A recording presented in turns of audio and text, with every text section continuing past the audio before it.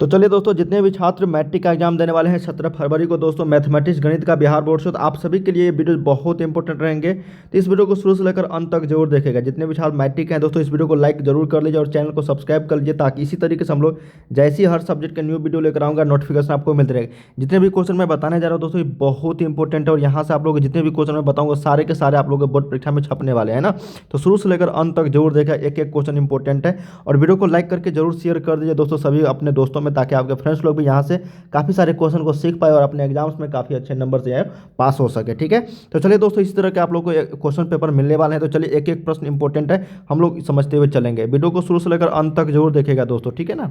दोस्तों यहाँ पे पहला क्वेश्चन पूछा जा रहा है कि 0.3 के ऊपर के रेकरिंग का प्रमेय रूप में लघुत्तम रूप है। मतलब जितने भी मैं क्वेश्चन बता रहा हूँ दोस्तों, ये बहुत ही इंपॉर्टेंट है। सेम टू सेम आप लोगों को क्वेश्चन देखने को मिलेंगे, इसलिए इस वीडियो को शुरू से लेकर अंत तक जरूर देखेगा। हम लोग समझते हुए चलेंगे दोस्तों, ताकि इस टाइप से जितने भी प्रश्न पूछे जाएंगे आप लोग के परीक्षा में आप लोग छोड़ोगे। ठीक है, देखिए पहला क्वेश्चन है कि 0.3 के ऊपर रेकरिंग का मान कितना होता है। तो रेकरिंग जब ये आ जाता है दोस्तों बार, तो इसको हम लोग करते क्या है, इसको अगर हटाते हैं दोस्तों, है ना, तो ये आपको यहाँ पे बट्टा में 9 आ जाता है ना। तो ये 3/9 हो गया। तो 3/9 देखते हैं कहीं ऑप्शन में तो नहीं है, तो ये कटने वाला है। तो 1 तिया मतलब 3 तिया 9, तो इसका मतलब 1/3 देखते हैं ऑप्शन में है। तो ये यहाँ पे ऑप्शन नंबर सी जो है ये इसका राइट आंसर हो जाएगा। इसका मतलब दोस्तों कि जितने भी आप लोग का रेकरिंग रहेगा, मान लो कि यहाँ पे 2 रेकरिंग है, तो इसको हटा कर रेकरिंग को हम लोग क्या करेंगे, 44/99 रखेंगे। ठीक है ना, तो यहाँ पे ऑप्शन नंबर सी करेक्ट हो जाएगी, 1/3।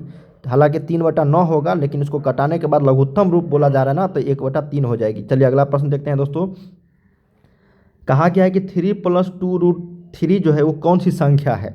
प्रमेय संख्या है, अप्रमेय संख्या है, भिन्न संख्या या फिर पूर्णांक संख्या है। देखिए दोस्तों, ऐसी संख्या जिसको हम लोग पूर्ण वर्ग नहीं निकाल सकते उसको अप्रमेय संख्या बोलते हैं। जिसका पूर्ण वर्ग निकाल सकते हैं या फिर जिसको p/q के रूप में लिख सकते हैं उसको प्रमेय संख्या बोलते हैं।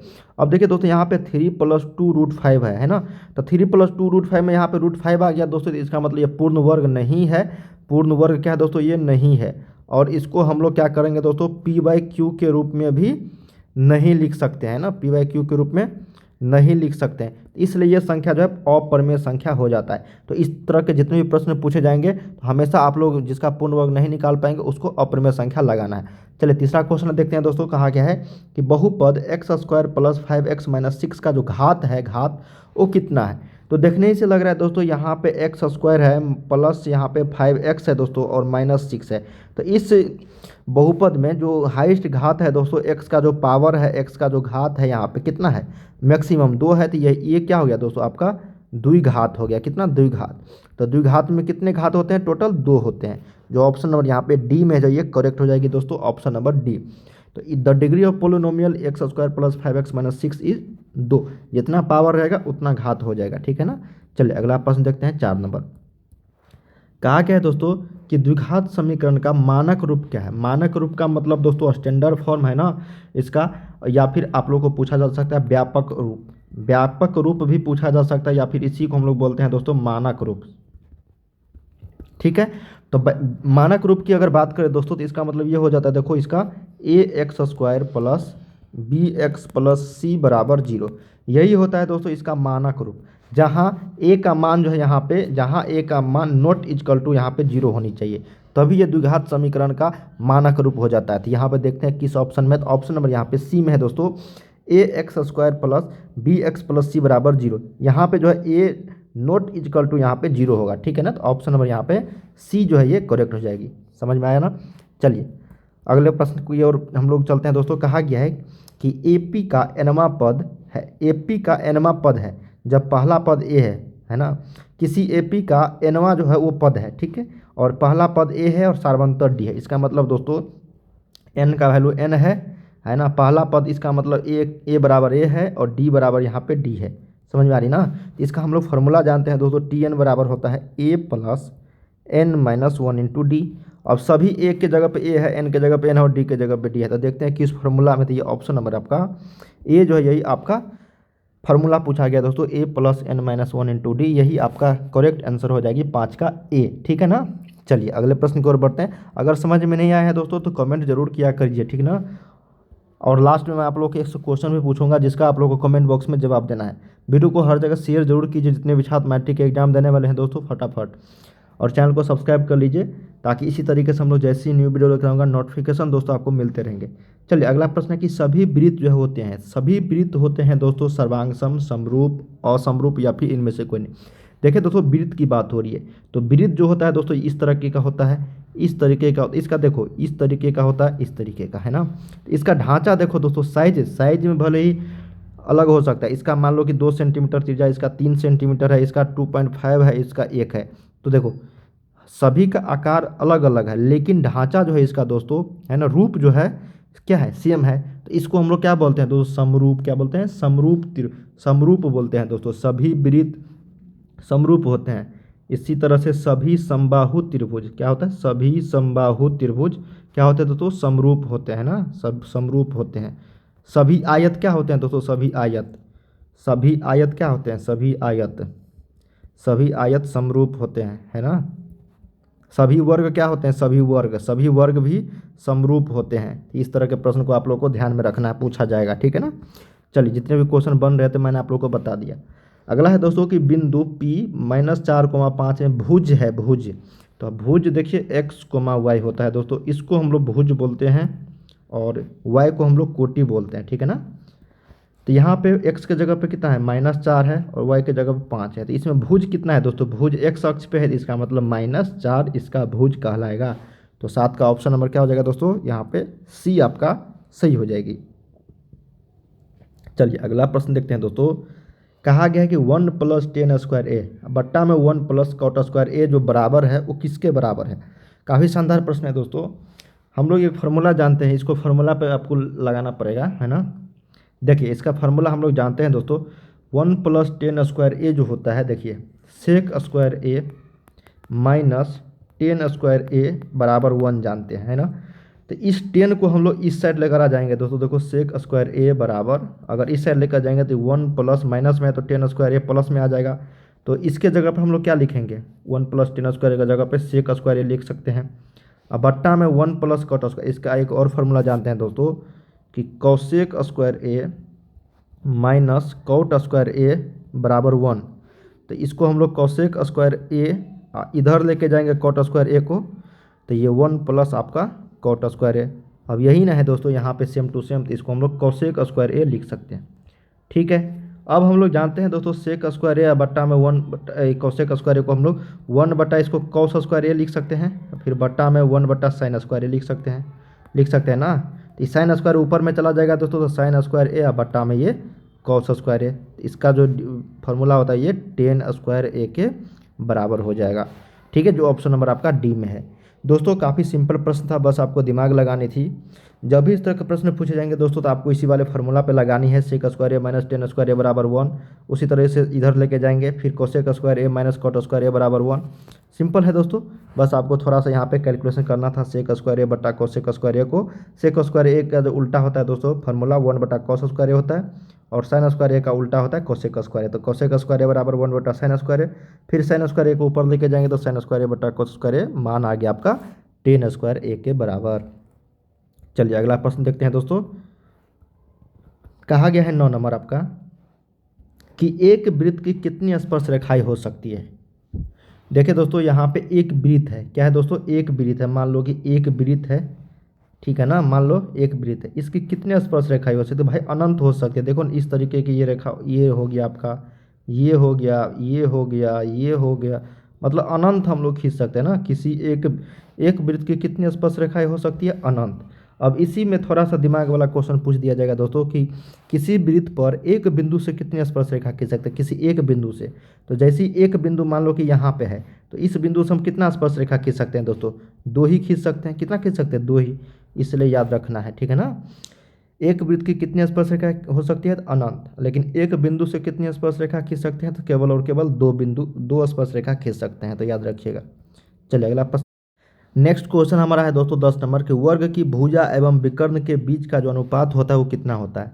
तो जानते हैं दोस्तों वर्ग की भुजा सभी जगह समान होती है। तो अगर ए मान ले भुजा है तो सभी जगह ए भुजा होगी, सभी का मान। और बोला गया है कि विकर्ण, तो वर्ग का जो विकर्ण होता है दोस्तों वो √2 गुने भुजा होता है ना। तो √2 अनुपात निकाल देंगे दोस्तों हम लोग। तो अनुपात बराबर कितना होगा आपका, भुजा बट्टा विकर्ण, तो भुजा कितना है आपका ए है, और √2 गुने ए, तो ए से ए चला जाएगा तो बचेगा कितना दोस्तों 1/√2, या फिर 1/√2, जो ऑप्शन नंबर आपका बी में यही करेक्ट हो जाएगी। ठीक है दोस्तों, कि वर्ग की भुजा एवं विकर्ण के बीच का अनुपात कितना होगा, तो 1/√2 होगा। अब चलिए दोस्तों कुछ इंपॉर्टेंट यहाँ पे हम लोग फिल इन दी ब्लैंक्स करते हैं, जो आप सभी को यहाँ पे पूछा जाएगा ऑप्शन वाले में। ठीक है ना, कहा गया कि 7/20 एक डैश दशमलव प्रसार है, तो 7/20 जो है दोस्तों एक आपको शांत दशमलव प्रसार है ना, शांत दशमलव। अब हम लोग समझते हैं कि शांत और अशांत होता क्या है, आप जिंदगी में कभी नहीं भूलोगे। देखो दोस्तों, जब भी आपको कोई संख्या p/q के रूप में दिया हो और इसका q का जो गुणनखंड होगा वो 2 और 5 के रूप का होगा, है ना, तो q का गुणनखंड अगर 2 और 5 का रूप के आ रहा है तो ये आपको शांत होगा। ठीक है, शांत होगा सिर्फ, और 2 और 5 का, और 2 और 5 के अलावा कुछ भी आ जाए यहाँ पे, 2 और 5 के अलावा, है ना, कुछ भी आ जाए तो वो क्या होगा दोस्तों आपका अशांत होगा। ठीक है ना, लेकिन एक शर्त है, p एवं q में कोई उभयनिष्ठ गुणनखंड नहीं होनी चाहिए। उभयनिष्ठ का मतलब दोस्तों दोनों में कोई कॉमन नहीं होनी चाहिए, समझ में आई ना। चलिए दोस्तों सिंपल है, 7/20 एक क्या है शांत दशमलव। अब 20 का यहाँ पे निकालो, 20 यहाँ पे p/q है, तो p/q q के जगह पे q बराबर 20, तो 20 का यहाँ पे हम लोग क्या 4 गुने 5, तो 4 को 2 गुने 2 लिख सकते हैं ना, तो देखो 2 के पावर 2 गुने 5 सिर्फ, और 2 और 5 आया, तो इसका मतलब ये शांत हो गया। सिंपल है दोस्तों, जब भी मैं पढ़ाऊँगा आगे शांत और अशांत में तो आपका आसानी से समझ में आ जाएगी।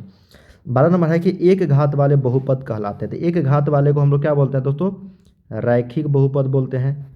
कौन सा, तो रैखिक बहुपद। ठीक है ना, चलिए अगला प्रश्न है कि sin square 40 plus cos square 40, इसका मान 1 होता है, क्यों, क्योंकि हम लोग जानते हैं sin square theta plus cos square theta जो होता है वो 1 के बराबर होती है ना, तो ये इसलिए यहाँ पे 1 आ जाएगा।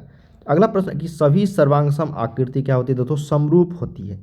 याद रखिएगा, त्रिभुज में पढ़ना है दोस्तों, सभी सर्वांगसम आकृति, जितने भी सर्वांगसम आकृति है वो सारे क्या होता है समरूप होता है। सर्वांगसम का मतलब वो दोस्तों सेम टू सेम सब चीज़ है ना, सभी सेम टू सेम सब चीज़, इसलिए सभी सर्वांगसम आकृति समरूप जरूर होती है, लेकिन सभी समरूप त्रिभुज, सभी समरूप जो आकृति वो सर्वांगसम नहीं हो सकती है ना, इसलिए ध्यान रखना है, सभी सर्वांगसम आकृति समरूप हो सकते हैं लेकिन सभी समरूप आकृति सर्वांगसम नहीं होगी। ठीक है ना, उल्टा याद रखना। अगला प्रश्न कहा गया दोस्तों बहुलक 3 गुने क्या होता है माध्यिका, क्या होता है दोस्तों माध्यिका, सूत्र होता है दोस्तों, देखिए हम लिख देता हूँ, बहुलक बराबर 3 माध्यिका -2 माध्य। ठीक है, ये आप लोग को यहाँ पे याद रखना है।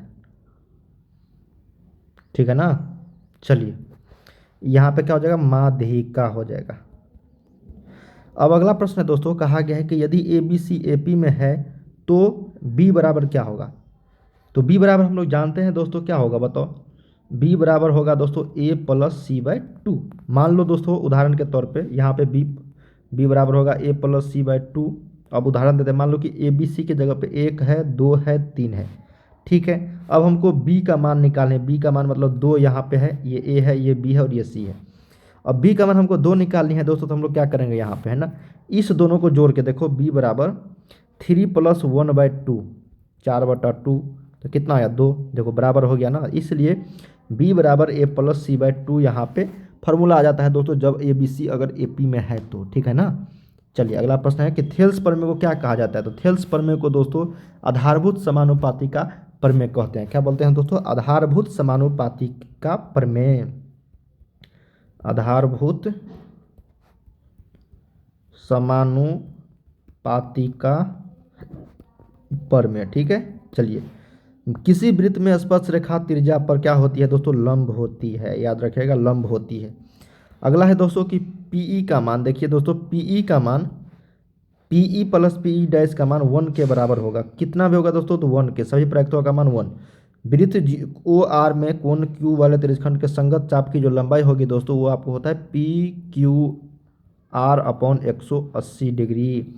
क्या होता है दोस्तों PQR/180 डिग्री, फार्मूला होता है जब आपको कोण Q वाले त्रिज्याखंड की संगत चाप की लंबाई वृत्त OR में पूछा जाता है तो। ठीक है, PQR/180 डिग्री। तो दोस्तों हम लोगों ने यहाँ पे 20 क्वेश्चंस किए हैं जो आप सभी के 17 फरवरी को जो एग्ज़ाम होने वाले दोस्तों धमाकेदार, यहाँ से काफ़ी सारे क्वेश्चन पूछेंगे सेम टू सेम दोस्तों।